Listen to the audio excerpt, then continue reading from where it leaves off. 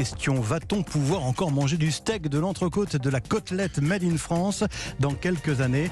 Pas sûr. Le cheptel bovin français se réduit de plus en plus, moins 11% en 10 ans. Reportage à suivre dans le Beaujolais. Mairie solidaire avec le mouvement social. Anne Hidalgo et plusieurs maires de gauche décident de fermer les portes de leur hôtel de ville pour soutenir les manifestants contre la réforme des retraites la semaine prochaine. Bernard Laporte, toujours plus fragilisé.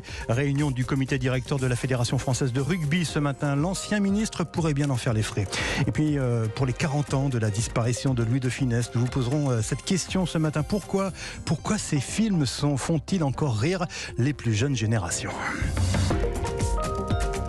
Europe 1. Le journal de 7h30 présenté par Arthur Moriot. Bonjour Arthur. Bonjour Lionel, bonjour à tous. Vous l'avez remarqué, les prix de la viande ont augmenté ces derniers mois, conséquence de l'inflation d'une part, mais aussi de la pénurie de viande bovine française. En 10 ans, le cheptel a baissé de 11%. Une des explications de ce phénomène, le départ à la retraite des agriculteurs sans trouver de repreneurs. Reportage Europe 1 dans le Beaujolais de notre correspondant Jean-Luc Boujon. Didier a 60 ans. Dans quelques mois, cet éleveur de vaches charolaises fera valoir son droit à la retraite.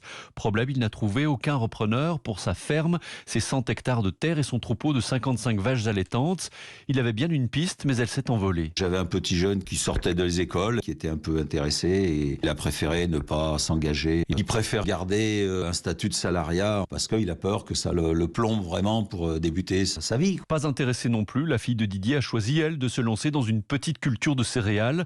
Visiblement, l'élevage bovin et toutes ses contraintes font peur aux nouvelles générations, explique l'agriculteur. C'est évident que la surveillance d'un cheptel, c'est H24. Vous prévoyez une sortie le samedi ou le dimanche, c'est le village qui se prépare ce jour-là. Les animaux, il faut être passionné parce qu'autrement ça passe pas. Ouais. Le bovin, ça fait pas rêver, quoi. Si aucun repreneur ne se manifeste, les vaches de Didier seront donc vendues ou partiront comme viande de boucherie. Depuis 2016, la France a perdu près de 500 000 vaches allaitantes, presque 100 000 par an. Monsol, Jean-Luc Boujon, Europe 1. Et rajoutons qu'en revanche, les importations de bœuf étrangers sont en pleine croissance, plus 6% l'an dernier.